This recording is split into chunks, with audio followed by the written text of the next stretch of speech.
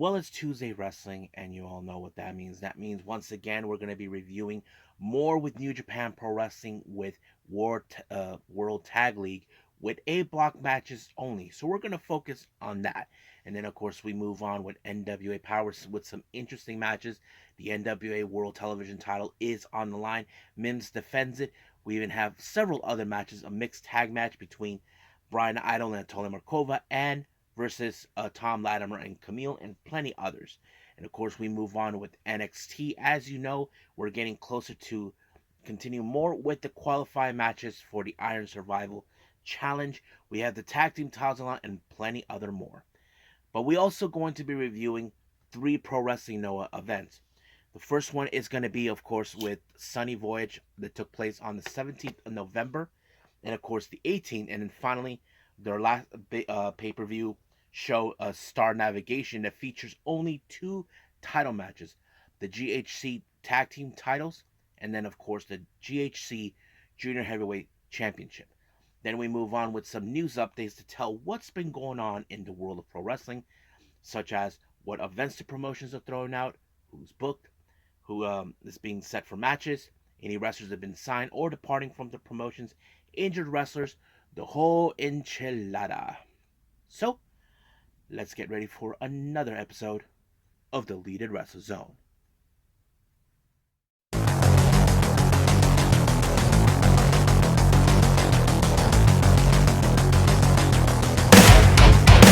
Are you ready? Get up, get up! Get up, get up! Get up, get up! Get up, get up! Get up, get up! Get up, get up!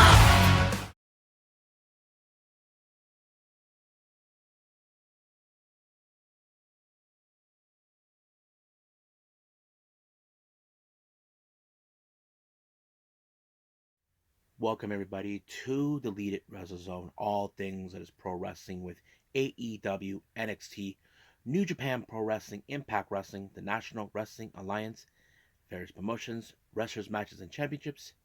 I am your host, Jay Rod here. So, if you are new to the channel, welcome. This is a channel where we do a lot of reviews from various promotions, not only here in the United States, but also in Japan, Mexico, Canada, Europe, anywhere in the world, of course, where pro wrestling is not as big, but it continues to grow. We also do discussion videos, talk about various topics such as the wrestlers themselves, the promotions, factions, storylines, whatever we want to talk about. We also do more news updates in case if I'm unable to put it on this episode, I can put it separately, and various other cool stuff as well. So if you like what you see, please subscribe to us, or click on the subscribe button. You'll be getting a lot of daily reviews and other cool stuff. But if you also like this episode, please give us a like on the like button, or leave us a nice comment down below.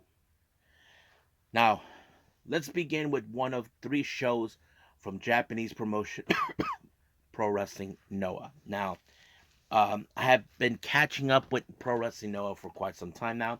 So this is one of their shows called Sunny Voyage that took place on the 17th. Now, some matches will be taking place before we get to Star Navigation, others at another time. But we'll get to that at some point. Now, our first match, we have Trios Actions. We got Extreme Tiger, Hajime Ohara, and Alpha Wolf. They take on Alejandro, Teriyaki, and Ninja Mac. Now, the reasons behind this match is because Alpha Wolf and, of course, Ninja Mac and Alejandro will be competing for the GHC Junior Heavyweight Tag Team titles. Now, Alpha Wolf and his brother Dragon Bane are the current champions. So, Ninja Mac and Alejandro have been much of a steady tag team, and that kind of played out pretty well. But unfortunately for Alpha Wolf, it didn't do any well because Tiger Mask received a corkscrew off the turnbuckle by Alejandro to Extreme Tiger, and it was over right from there. Next up, we have a 8-man tag match. We have Taishi Ozawa, Kai Fujimura, Stallion Rogers, and Go Shiozaki. They take on Yu Owada, Muhammad Yone, Super Crazy, and Takashi Sugiura. Now, nothing specifics about this match, but it was a pretty good match. Not to mention, the young boys are getting better and better as always. But unfortunately, one of the young boys, Owada, ended up on the wrong side of the Boston Crab by Stallion Rogers and pick up the win when he tapped out. So it was a done deal right from there. Next up, we have Real, consisting of Shuhei Taniguchi and Saxon Huxley taking on El Hijo del Dr. Wagner Jr. and Naomichi Marufuji. Now, of course, like I said before, nothing specifics, but however, Real are the most toughest SOBs on the planet. But they're facing against a third generation wrestler and the genius of the arc, Marufuji. So that kind of plays out pretty well. But in the end, it was the Michinoku driver by Wagner onto Taniguchi to pick up the win. So that was a done deal too as well. Next up, we have singles competition. We have Masa Kitamiya and Anthony Green. They face off. Now, the significance of this match is because Masa Kitamiya and his tag partner, Daika Inaba, will be challenging Anthony Green, his tag partner, Jack Morrison, also members of GLG, for the GHC heavyweight tag team title. So that's been set up. You probably would have assumed that this was going to be an easy match for Kitamiya, but no.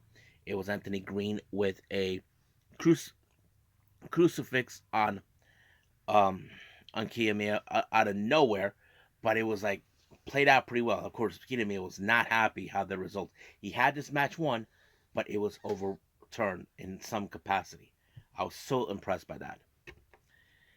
Next up, tag team action. We got Junta Miyawaki and Shuji Kondo taking on Stinger members Yoshinari Ogawa and Daga. Now, I mentioned this before. Shuji Kondo defeated Daga in a match, and automatically it would have given him an opportunity for a shot of the GHC Junior Heavyweight title that Daga has in his possession. Well, that has been cashed in. He's going to have that match in Star Navigation in a later review that we're going to have on this episode. But you could say Daga will not allow Kondo to pick up the win. So apparently he ended up defeating Miyawaki with the Diablo wings, sending a direct message to Kondo that this belt is not going nowhere to him. Next up, we have a 10-man tag team match. We have team number 1, Hiroki, Asushi Kodoge, Rohei Oiwa, Daiki Inaba, and Keito Kiyomiya to take on the GLG, consisting of Tadasuke, Yohei, LJ Clearing, Jack Morris, and Jake Lee. Now, you probably can guess that this is going to be the full force of the GLG at this point, without the exception of Anthony Green. It would have been a very interesting match. However, it was, of course, Jack Morrison with a underhook power bomb onto Hiroki to pick up the win. So GLG are now proving themselves why they are the most dominating faction right now in Noah. Now, our main event, we have tag team action. 1 junior, 1 heavyweight. Team number 1, we have, of course, Hayata teaming up with Manabu Soya. They take on Dragon Bane and Keno. Now, keep in mind, Manabu Soya has issued a challenge for the GHC heavyweight title that Keno has in his possession. This is something that he now desires at this point. So they were once teammates in the same unit known as Congo until Keno made the decision to disband it. But now it seems that Manabu Soya wants to take everything that Keno owns. So he has to put himself in his best game on this match. However, he knows he has a reliable partner, which of course is Dragon Bane, who is one half of the junior heavyweight tag team champions. However, in the end of this match, it was a crossface by Keno to Manabu Soya to pick up the win. And I'm sure that Keno is not going to take lightly to Manabu Soya, knowing how much of a threat to him is now to his reign. So we will see what that happens. Now, this match will not happen in Star Navigation. It will happen at another time. So for right now, we're done with this show from Pro Wrestling Note. Let's move on to the next one, which also is another Sunny Voyage show that took place on the 18th of November.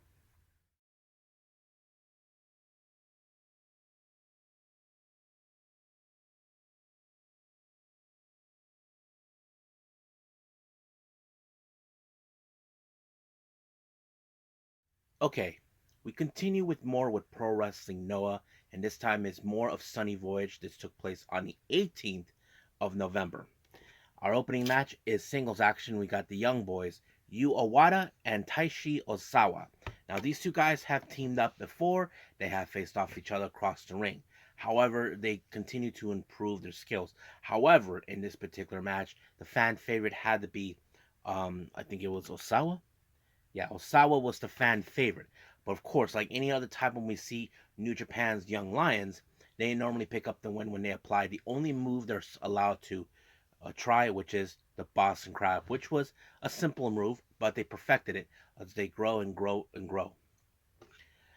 Now, our next match, we have trios actions. We have Alejandro, Ninja Mac, and Teriyaki. They take on Extreme Tiger, Alpha Wolf, and Dragon Bane. Now, as I say before, Alejandro and Ninja Mac are challenging for the GHC Junior Heavyweight Tag Team titles against Dragon Bane and his brother Alpha Wolf. So this is more continue of the previews before we get to the actual match, and it's not going to take place at Star Navigation in case anybody asks. But it was a pretty good match. But however, it was Dragon Bane who applied a shooting star press onto Teriyaki to pick up the win. So right now we have seen momentum from both sides before we get to the actual title match.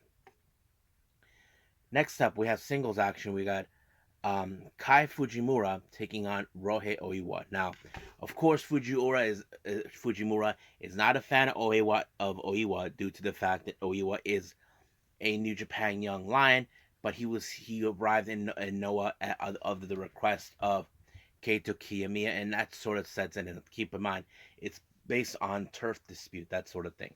But of course, Rohei Oiwa has learned a lot, even when he, as a young lion in New Japan, he continues to grow. But he picked up a fantastic win when he applied like I don't know if it's a sidewalk slam that put him away, and it was over right from there.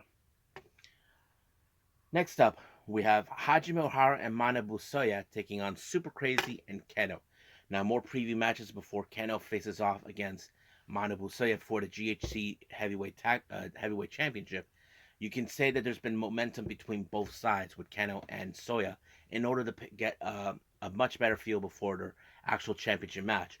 But unfortunately, in this match, it was, of course, a big lariat by Manabu Soya to Super Crazy that allowed him to pick up the win, and it was over. So Keno knows he's taking notes. He knows that his title reign it could be coming through an end, but he cannot let this happen. Now, our next match, I believe we have a bit of a 10-man tag team match. We have Junta Miyawaki, Shuji Kondo, Masaki Miya, Daiki Inaba, and Iho the Dr. Wagner Jr. They take on the members of GLG, consisting of Yohei, LJ Clearing, Anthony Green, Jack Morris, and Tadasuke. Don't know why Jiggly was not here, but yeah. Anyway, I thought this match was pretty good. Another preview. Now, keep in mind, Misa Kiyomiya and Daiki Inaba will be challenging GLG, Morris, and Green for the GHC heavyweight tag team titles. So that was like a bit of a preview before that. But in the end of this match, it was a diving senton by Masaki Miya to Green to pick up the win. So right now the momentum is going into Kitamiya and Inaba before start navigation. Now our main event, this is a very interesting one. We have a bit of a rivalry between two individuals in a tag match. We have Yoshinori Agawa and Daga of Stinger. They team up with Leona. They take on Hayata, Keito Kiyomiya, and Eita. Now, Eita, in this particular day, they went to his hometown where he is welcome. Now, however, he has a long-standing feud with all members of Stinger and Leona. Now, the reasons behind is this. Yoshinari Ogawa never did like him, but they did team up on various occasions. But however, he stabbed him in the back, and Daga, who supposed to have been Eita's friend, also turned on him as well. But Leona, who has been targeting Eita for months, Eita came from Dragon Gate to become the face of the Noah Juniors. Now, I did mention the Noah Junior, the junior heavyweight division in Noah is more fascinating to me than the junior heavyweight in New Japan. out of respect, because I find their ways how they do it differently. But yes, however, the match ended in a disqualification, but later it restarted because of course Leona, who was can't control his composure, got himself disqualified. But unfortunately, the restart happened, but it was a super kick by Eita to Ogawa to pick up the win. I'm sure that this is a direct message to anybody who turned their backs on Eita, and he'll be getting his revenge. I think that's pretty much it what we have with this with Pro Wrestling Noah. It's time for Star Navigation.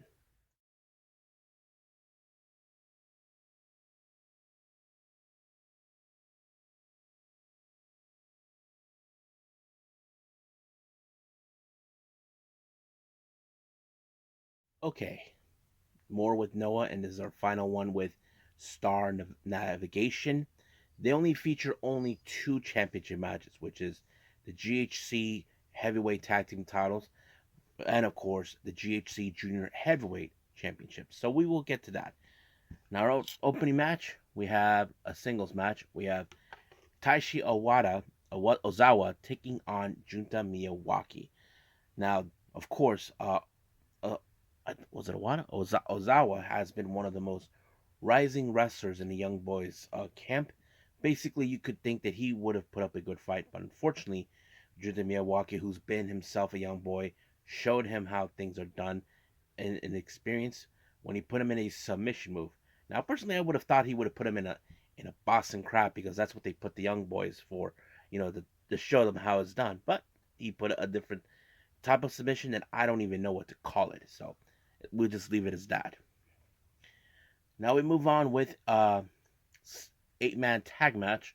We have Hajime Ohara, Alejandro, Teriyaki, and Ninja Mac taking on Extreme Tiger, Super Crazy, Dragon Bane, and Alpha Wolf. Now, as I mentioned before, Alpha Wolf and Dragon Bane will put their GHC Junior Heavyweight Championship on the line against Alejandro and Ninja Mac. But this is more of a preview before we get to that. And there was a lot of spots on this particular match. You probably would seem there's going to be a lot of high flying. Well, it kind of did, but it was another shooting star press, this time with Ninja Mac onto Alpha to pick up the win. So the only thing that needs to be told, should the brothers Dragon Bane and Alpha Wolf should be worried, well, we just gotta wait and see what happens. Next up, we have Rael, consisting of Shuhei Taniguchi, Saxon Huxley, and Timothy Thatcher, taking on the team of Taike Sugiura, Go Shiozaki, and Kazuki Fujita. Now, Fujita has these things called the Viper drinks, where they're supposed to give you like extra energy. Well, Real attacked them in order to have a little sip of that. Now, I don't know if it worked in their favor, but they act like they think they're tough. But at some point, that stuff was going to wear off. But it did help until Fujita put Taniguchi in a power bomb and put him away. Hold on a second. Luke! Sorry, that's my brother's dog over there.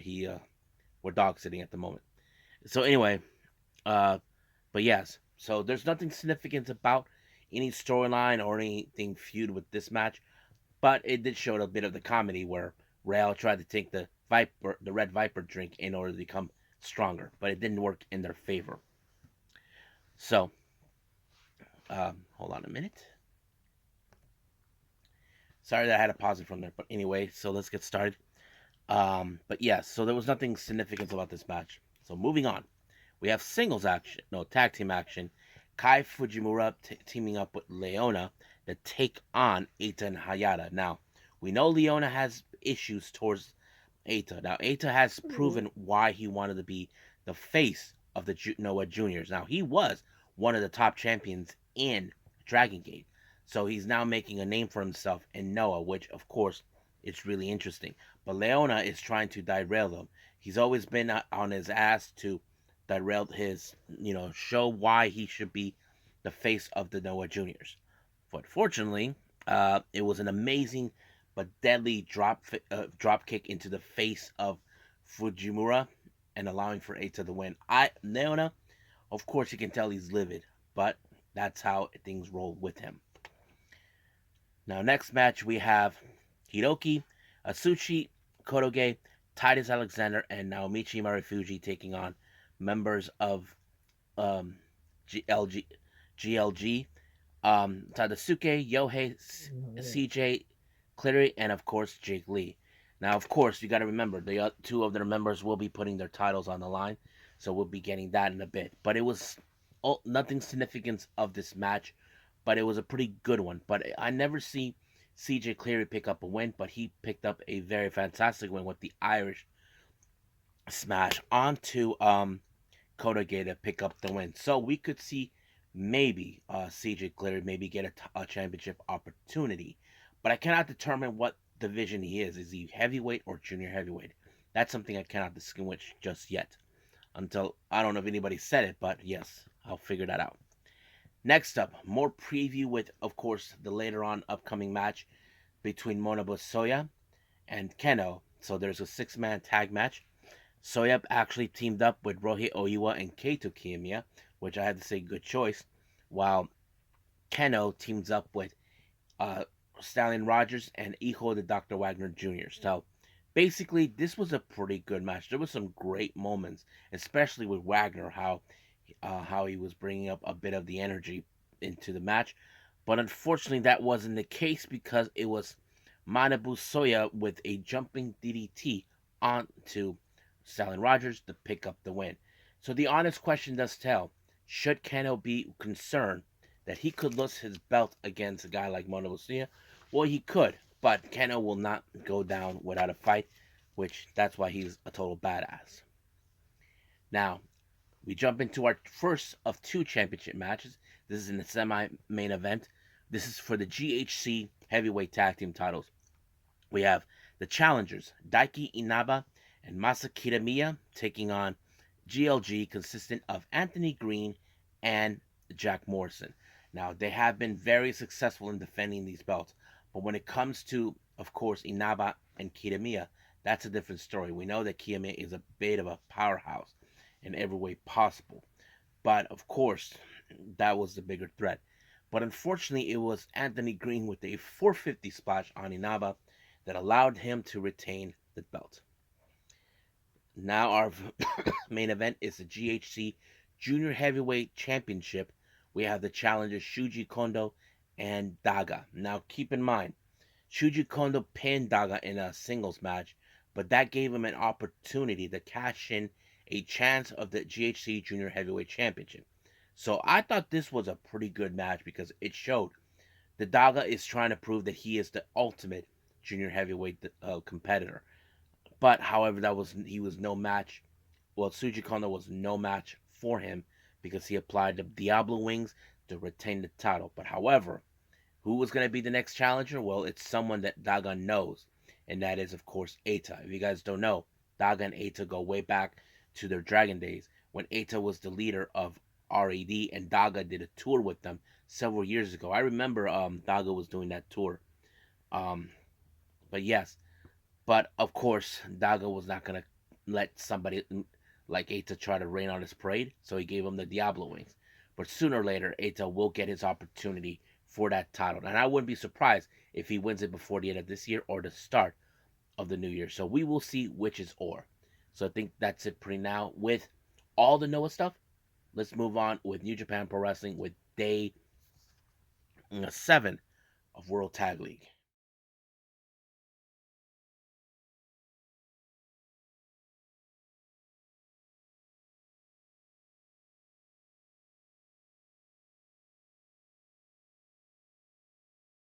We continue with more of World Tag League by New Japan Pro Wrestling. This is day 7. We're only focusing on A block matches only. So let's get started.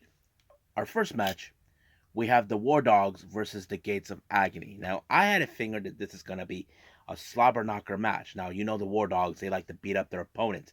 However, the Gates of Agony, I'm going to presume they did their homework knowing that the War Dogs, they like to attack people outside or decided to take their game outside the ring. However, the scenario was. Now, you probably can say the War Dogs would have done everything in their power to win to prove the point. However, that wasn't the case in this particular match because it was the Gates of Agony, well, should I say Bishop Khan, with a pedigree onto Kid to pick up the win. I don't know how Kid would feel because I know with his attitude, he probably will not let this one go. But finally, the War Dogs get their first 2 points. So I believe right now, at this point, they only have one win and 3 losses. Now, I'm not 100% sure if they can catch up, but we will see. But as for the War Dogs, they only have 2 wins and 3 losses. So that's the biggest thing. War Dogs can still be alive only for now, but we will see when we progress forward. Now, once again, the most hated group in New Japan, the House of Torture, Yujiro Takahashi and Evil take on uh who is it? United Empire, Hinare and Great Khan. Now, of course, we're gonna see some dirty tricks from House of Torture. They're known for that. They have always been the type of group that will like to find ways to cheat in order to pick up wins.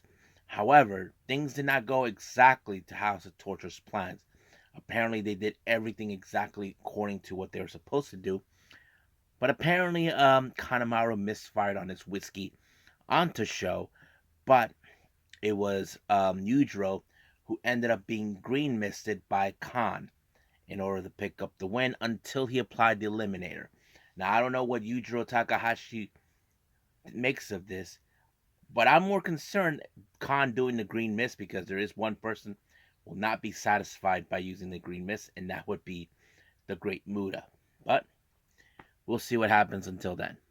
But as for the point system, the House of Torture only has 2 points with 1 win and with 3 losses.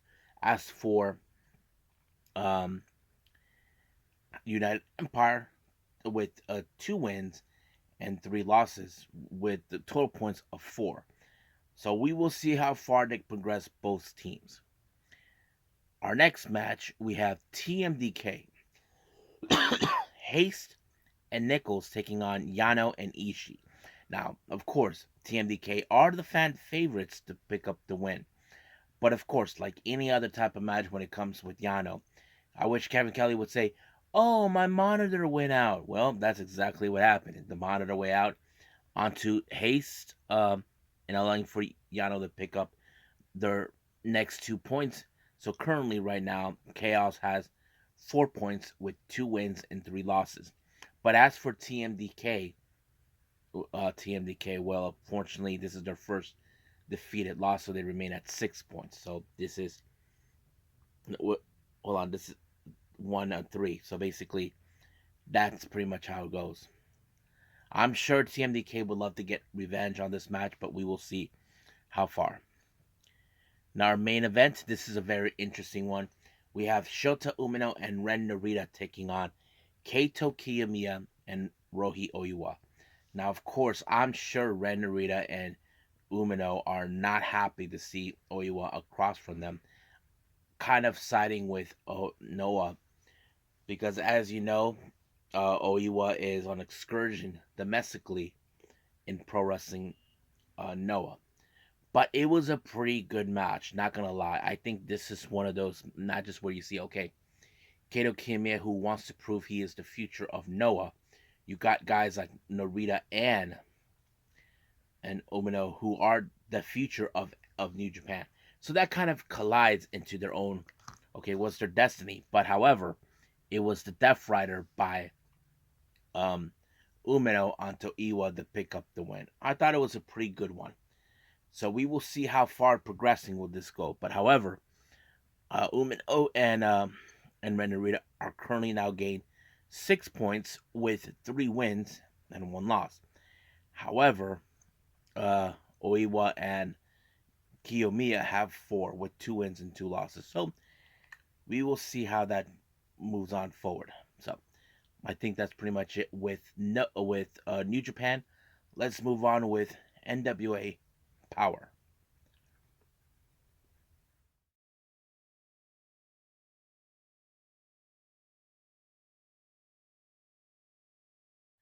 Okay, NWA Powerrr. So It opened up with a championship match, and that is the NWA World Television title. So Nims defends the belt against a new guy named Carson Drakes. Now, not much about this guy I know of, but I can immediately tell you that he took him out with a big, strong slam, giving him with 2 minutes and 23 seconds to spare in the 605 challenge. So that is a pretty good one. So this is a good first win right here for him. So he has 6 more to go if he is determined if he wants to have a shot of the NWA World Heavyweight Championship. Now, during an interview in the podium with Kyle Davis, Billy Cyrus requested at the time for some time, so he called in someone who actually he knew from his days on the road, Devin Dixon. So basically, the reason Billy brought him about was because Billy was in the past depressed. He was on the verge of quitting, but it was Dixon who convinced him not to. So basically, he owed him everything.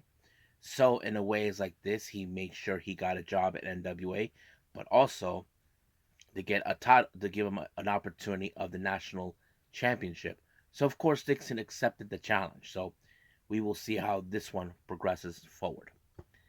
Now we do have a mixed tag team match. Team number one, Brian Idol, or as we know him, Mercurio, teaming up with Natalia Markova, taking on Camille and Tom Latimer. Now we know that Natalia Markova and Camille had their share of rivalries in the past when Camille was the women's champion. So I'm sure this is her way of trying to rectify that loss. But however, it was Camille with a kick to the gonads onto Brian Idol to pick up the win, but it did put Markova to pick up the win onto Markova, and that was over right from there. She actually cut some corners.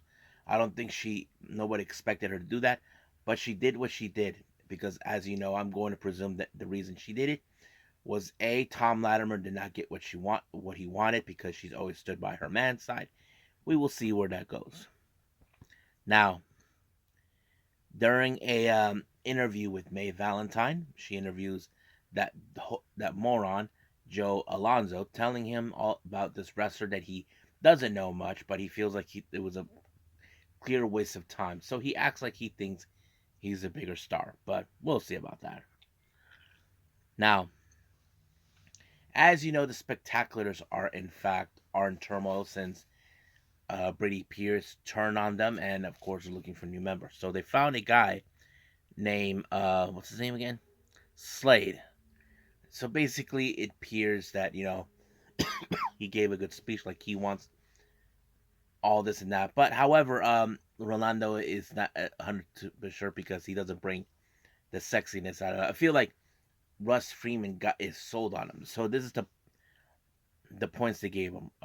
Rolando with 2, Russ with 10, and Billy Corgan with 8. So I'm kind of interesting how this is going to go.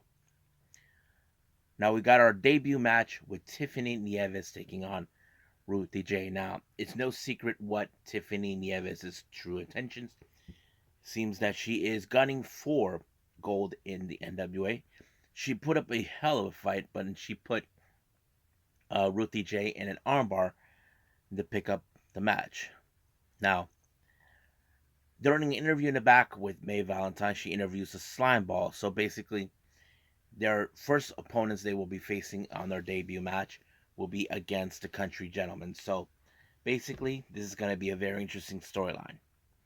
Now at the podium, Kyle Davis interviews Kenzie Page, who has some words to say about Samantha Starr, who she thinks she's not a star, but fans are saying she is a star. But the one thing that intrigues me, she ignored something else that kind of already been announced. And I'm talking about Max the Impaler. So I don't know what's up with that, but yes.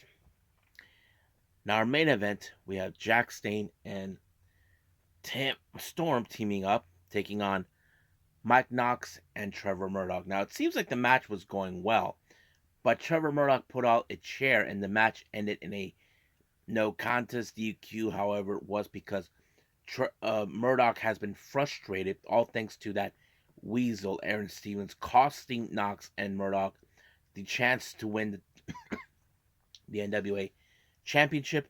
But of course, Dane and Storm made peace with Knox, knowing that this is not how things should have been done. But I don't know what's going to happen with Knox and Murdoch down the line, but it could get ugly. So we will see what happens next week. And I think that's pretty much it. So let's move on with our last and final review, NXT.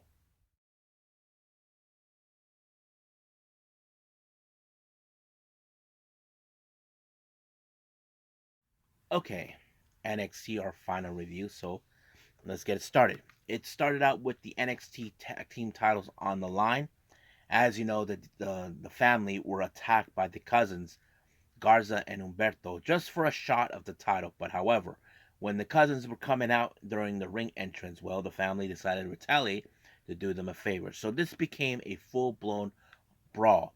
But the obvious question does tell, of course, will the family remain champions? Well, that's a good question.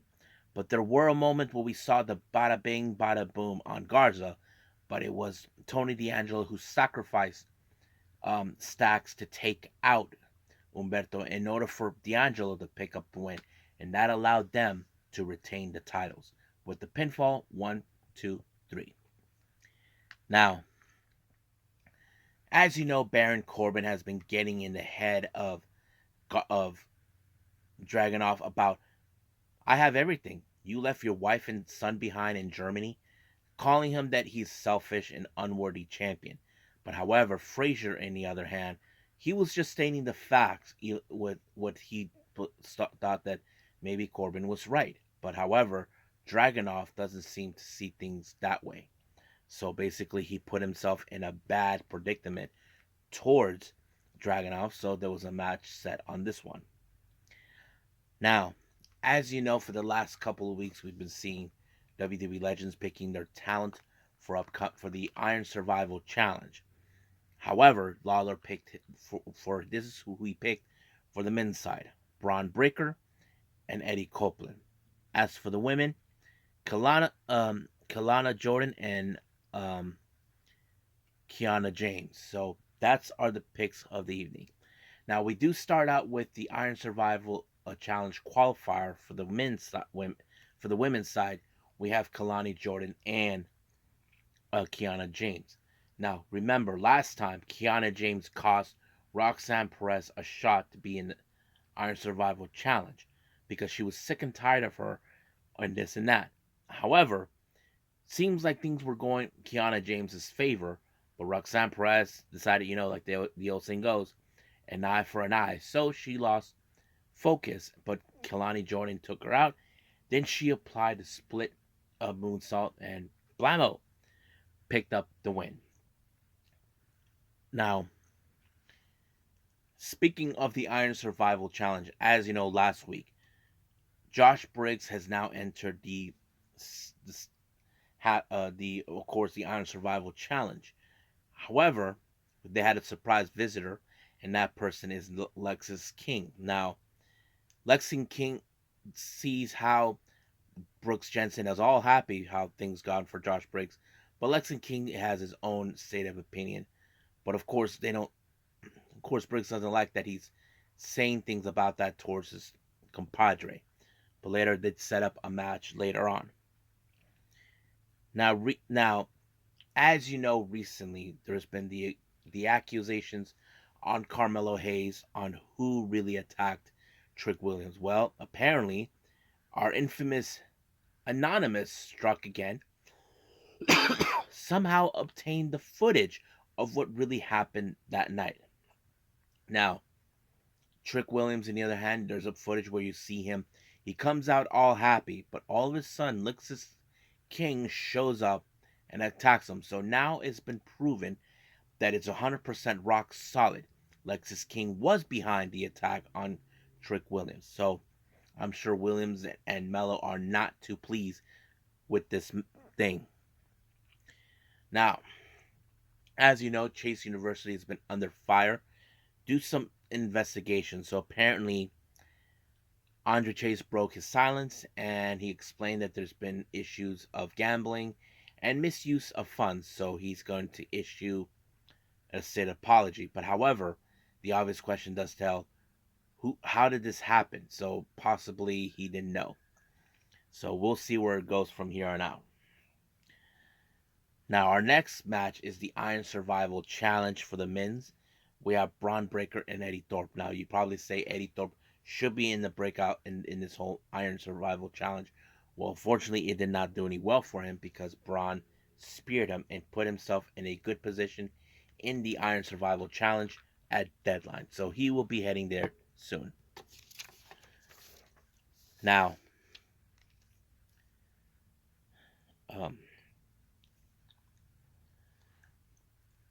as I mentioned before, Anonymous revealed who was really the culprit behind the attack of Trick Williams. Trick Williams, as you know, he's not happy with how things go, neither Mello. However, Trick Williams had a different idea, that it's best not to go after him because he felt that he did not want to stoop on his level. I mean, he has to think about the match he's in right now, but he's trying to convince Mello that it's no point of going after him. So he implored with him, saying that's better off that we should go stoop in his level. But a part of me wanted to believe Mello was not going to let it go, no matter what Trick Williams said. Now, Roxanne Perez was in the back saying that if she couldn't get in the Iron Survival Challenge, now there's Kiana James. But someone reassured her, saying that there's also the second chances. Now, the 4 competitors that never won will be put in a match for second chances. So basically, Roxanne Perez was happy about that. However, someone who Roxanne had defeated once before, Tiffany Strand, doesn't believe that Roxanne Perez has what it takes. She doesn't think that she's going to win it. She thinks Kiana James will. However, Kiana James went looking for blood, chasing after Roxanne Perez, costing her the Iron Survival Challenge. Now, part of me wants to believe they're not going to make it all the way in. So, we'll see what happens until then. Now, our next match, we have Ilya Dragunov versus Nathan Frazier. You can say that this match shows how Ilya Dragunov did not take things lightly with Frazier about what he said. It took only 3 H-bombs to put him down, like punishing him for what he was saying. So he was able to pick up the win. However, Corbin comes out saying that Frazier was only stating the fact. I thought you two were friends. But it just proves his point. So he really got into his head. But he did stated that he will take away that belt and send him on a first-class ticket back to Germany, that he will never come back. So Corbin believes that he has everything under that things will come into fruition with him at deadline. But Dragunov has to go much deeper than he ever was before. So we'll see where that leads us down the line. Now, our current NXT Women's Champion, as you know, it will be paying attention to the Iron Survival Challenge to see who is going to win. So Fallon Henley, as you know, will be in a second chances matches. But we saw Tatum Paxley. We don't know what she was doing there, which was kind of odd. But yes. Now, in the last couple of weeks, we've been seeing Joe Gacy going off the cuckoo's nest. As you know, he showed up out of nowhere. But there's a footage where he's under the ring. But what I did like is how Vic was telling Booker, what if he's under the ring now? And Booker saying, why do you go up down there and check for yourself? I'm not going down there. Besides, I don't want you doing things by yourself. So we follow up with the match, which is Ariana Grace and Carmen Petrovic. Now, Petrovic had it up to here with Ariana Grace and all this other stuff. However, during the match, we see Gacy showed up out of the blue. He takes the ring bell with him. I don't know what's going on. Grace is like, ew. I don't know what happened. But however, during the match when things were getting out of control, Grace thumbed the eye of Petrovic to pick up the win. And unfortunately, they did not have the belt. And then Gacy started ringing. And of course, Grace is like, completely like, oh my god. So basically you can tell that Joe Gacy has gone to cuckoo's nest. Now, Wesley, as you know, conducts an interview with McKenzie. He knows what's at stake, but he's facing against four former NXT North American champions, so he has to be ready for the biggest fight of his life. So he's well prepared.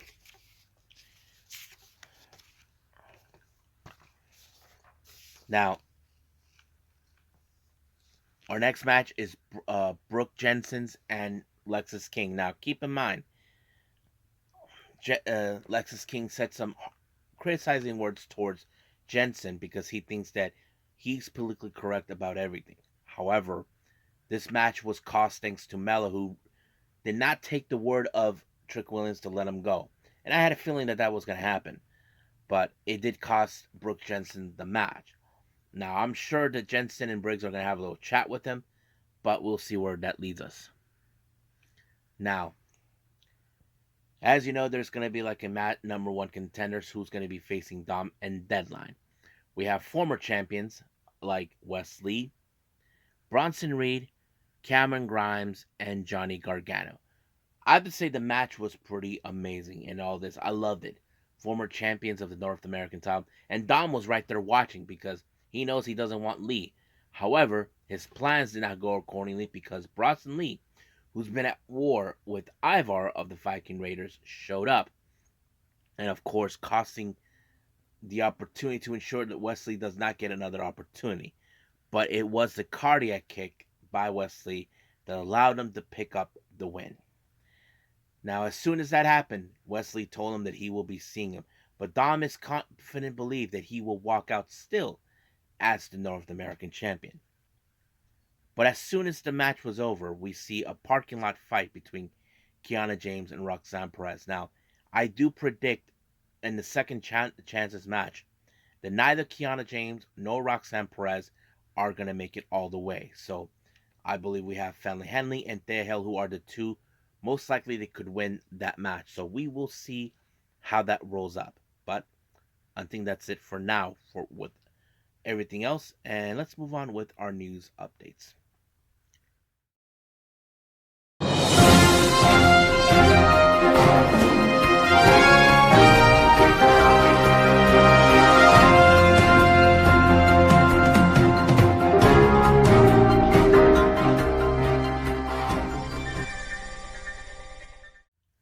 All right, welcome to our news update. So this is what we have for everyone here. Millie McKenxie will be making an appearance next year, but in an unlikely country that professional wrestling is not as big, but it will grow, and that is of course in Dubai. So she'll be making her Dubai debut there. I will do more information on this promotion and all this as soon as possible. Now, our next, as you know, for upcoming events for next year, West Coast Pro has announced for the Ill Matter show that will take place on the 27th of January. They announced for Leo Azaka. Now, if you guys aren't familiarized with him, Leo Azaka is the only male wrestler in the promotion Marvelous. Now, Marvelous does allow men's wrestling, but only one. Kind of like reverse what we've seen with promotions like WWE, AEW, or TNA, that sort of thing. But yes, so he will be making his debut there. Now, Prestige Wrestling has announced for Roseland 7 on the 5th of January, Sonico will face against the Death Machine, Sami Callihan. Now, interesting news has arisen with Noah. They announced that Great Muta's daughter, calling herself the Great Sakuya, will be making her wrestling debut on January 2nd. So it will be on a pro wrestling show on that day. But she will be in a tag match teaming up with Nagisa Nozaki. And their opponents are none other than Aruka Omasaki and Miyuki Takase. So I have to say that's going to be a very interesting match. I'm kind of curious about Sakuya, who will be actually if her face will be painted. So you can call her the daughter of the demon. Now, as you know, in the previous episode, I talked about QT Marshall, no longer with AEW, so he will be finishing up with his obligations by the end of this year. So more information has been surfacing about his role in AEW. As you know, they've been putting him more in the office rather than be a wrestler and all this other stuff. But he also stated that he believes that AEW are going in the direction of New Japan. So that's basically his opinion. So he's been frustrated that mostly that he's been putting up as an office work. Now, many of you WWE loyalists are probably questioning yourself, is WWE interested? Well, it seems like they could be interested, but there's been reports about maybe putting him as a coach at the Performance Center. I know that QT would rather be an in-ring performer rather than a coach, but we'll see where that rolls up. Now, more information has been rising about CM Punk. Now, John Moxley, as you know, he had some. They asked him the obvious question about what his thoughts about Punk showing up in WWE. So this is what he had to say. Let me pull it up.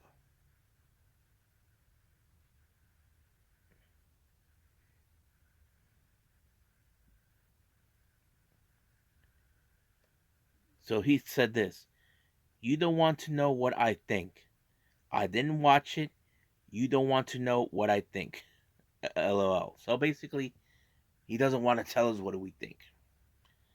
I mean, it's fair enough because I'm sure many of us many fans probably didn't expect that he was going to be going back to WWE.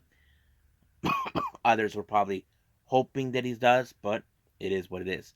However, they even Brian Danielson, apparently it was revealed, as you know, the termination by CM Punk was done by a committee of disciplinary, and that particular committee was headed by none other than Brian Danielson. Now, Brian Danielson has played a good role on this one. Now, he actually said this about the reasons why he did exactly what he did. Now, I'm sure it was not an easy decision for him to fire Punk, but this is what he had to say. "My dad always told me the right thing is often the hardest thing to do. It won't always make the most money. It won't always be the most popular, but it's still the right thing." So basically, he knew that this was a difficult decision that he had to make, knowing that he had to, of course, dismiss Punk after what happened in All In. And of course, no one saw this one coming. I mean, there's nothing wrong with someone doing the right thing. I think some of you may think as that, that like that's cold. But what is right, what is wrong. So that's how it rolls. However, more information has been telling now, as you know, with Punk back in WWE, there's been talk about what about his wife, AJ Lee? Well, there has been no future appearances with AJ Lee that rule out in WWE. There's no initial talks about it, and this one was confirmed by PW Insider. So I'm sure they will probably think about it, but we will see what happens until then. I think that's pretty much it. So let's just call it a day. Well, I hope everybody enjoys this episode. Coming up, as you know, we continue with more of the Continental Classic in AEW Dynamite. I can't wait to see what else is going to happen. So we're still in the beginning stages. I do know we have more of World Tag League, and I think we're going to be focusing on the B block matches. And I do know I saw earlier the next Gleek show, and of course the Stardom show in Cork and Hall. So I think we got a lot of Japanese wrestling involved in this one, but we'll see how this one progresses. But for now, we'll just stick to what we have and move forward. So as of now, I'll see you guys in the next DWZ time. Same DWZ channel. I must bid all of you adieu. So, goodbye. And have a nice day.